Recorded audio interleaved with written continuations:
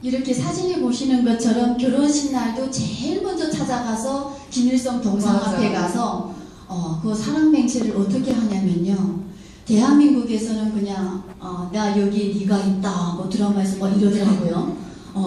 뭐 그리고 사랑한다 뭐 이렇게 말하면 그냥 프로포즈 결혼을 해야 되는데 북한은 동상 앞에 가서요 이렇게 청춘 남녀가 서가지고 장군님, 수령님, 우리 장군님 품에서 가정을 만들었으니 정말 충성하는 삶을 살겠습니다라고 충성 맹세를 해줘야 됩니다.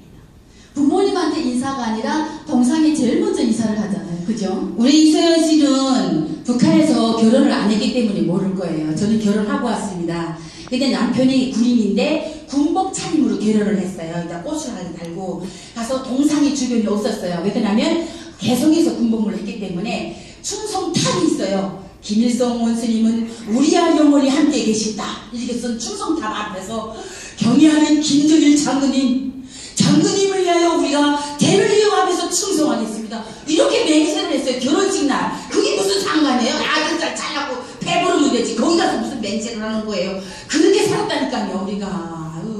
그러니까요. 근데 거기에서는 그렇게 해야 되잖아요. 그렇게 하라면 또 벌칙 주고 비판하고 당세포에 끌고 가서 매일 생활총화하고 이런 걸 피하기 위해서 매일 죽음땀에 가는 거예요. 네, 사진 보시면 가운데 있는 사람이 김일성입니다. 여기 맨 앞에 선 사람이 김일성인데요. 사진 속에 수령님 도와한다고 선풍기 켜줍니다. 네, 여기가 북한입니다. 네. 근데 저희는 북한에서 단 한 번도 이상하다라는 생각 안 했고요. 당연히 수령님한테는 선풍기 켜줘야 되고 나는 수도꼭지 물이 안 나와도 참겠습니다. 라고 생각을 했습니다. 얼마나 억울한 삶을 살았을까요? 그죠? 그리고 김일성 동지께서 보아주신 보린공 한 번 봐주면 또 유리관에 넣어서 관리해줘야 되고요. 이런 나무도 보셨죠? 한번 소개해 주시겠어요? 구호나무. 네.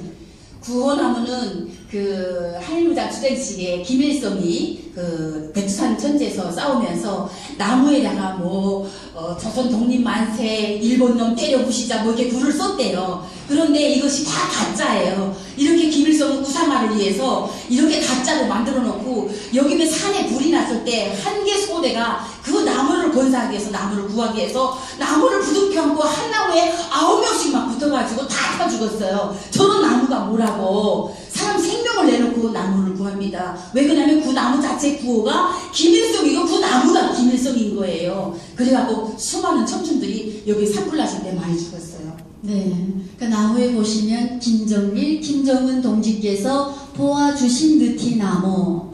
만약 오늘 이 자리에 김정은이가 한번 잠깐 앉았다 간다. 그러면 그 자리는 또 자리에서 사적지가 되지 또. 네, 김정은 동지께서 몸소 앉으셨던 자리에서 누구도 앉을 수가 없습니다. 네, 여기가 바로 북한이에요.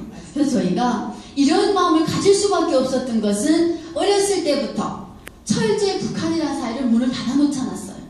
그리고 북한이 제일 잘 산다라고 했고요. 수령을 모셔서 제일 잘 산다라고 했고 김일성, 김정일의 살아온 날들을 역사처럼 만들어서 저희한테 강제식으로 주입식으로 교육을 하더라 이겁니다. 그래서 저는 대한민국 와서요 TV 켜보고 놀랐습니다.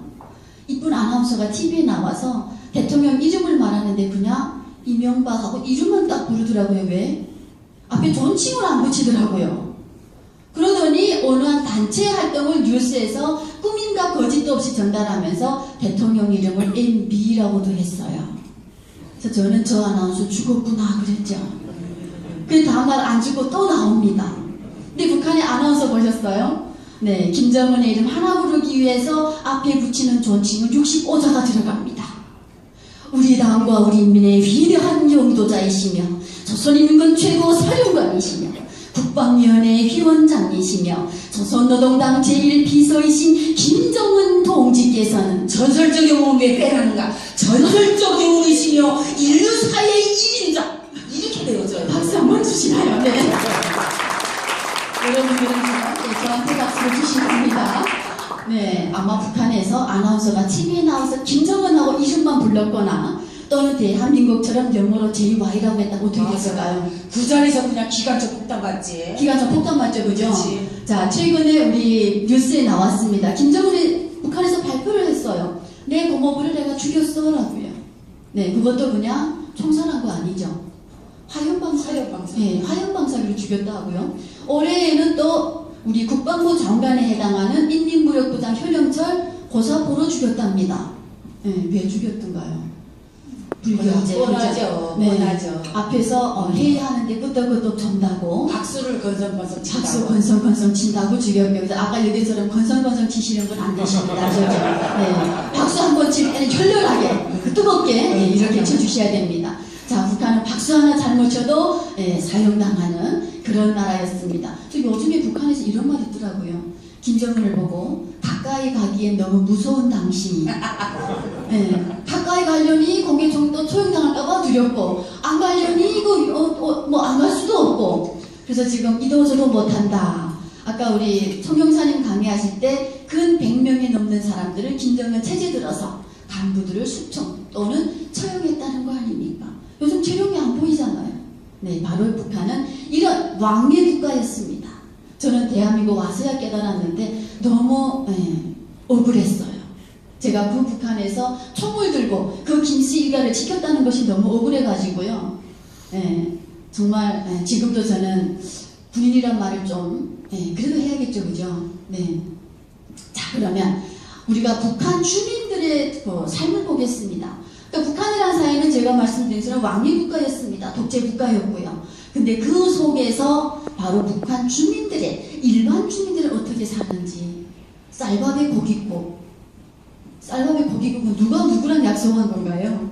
김일성이 살아생전에 인민들에게 이 팝에 고깃국을 먹이겠다는 것이 정말 전생에 소원이었던 것 같아요. 그런데 우리는 이 팝에 고깃국은커녕 고기 국물, 군대 나가서 조금씩 고기 국물을 얻어먹어요. 그 국물조차도 돼지가 장화를 신고 건너간 물, 돼지가 모욕한 물 이러면서 얻어먹었거든요. 그런데 제가 학생 시절에 이제 잠깐 화면이 비춰졌지만 우리의 아버지 김일성 원수님, 우리의 집은 당일품 노래가 있어요. 우리의 아버지 김일성 원수님, 우리의 집은 당일품 이런 노래가 있어요. 그래서 학교 입학했을 때 분명히 우리의 아버지 김일성 원수님이라고 배우고 우리 집은 당일품이라고 배웠는데 집에 와보니까 아버지가 또 있는 거예요. 오리지솔에. 그래서 내가 그랬어요. 앉아서 아버지, 우리 학교에서는 김일성 원수님의 아버지 원수님이라고 했는데 앞에 있는 당신은 누구세요?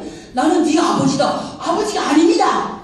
왜? 학교에서 아버지는 김일성 원수님이라고 배워줬고 인민들을 위해서 우리 아이들을 나라의 왕이라고 하면서 이 팝에 고기국을 먹이려고 하신다. 그런데 그 이 팝에 고기국은 누가 먹었어요? 김일성이가 먹고 배가 이렇게 나오잖아요. 인민들은 배가 붙어서 죽고 내가 대한민국에서 지금 배가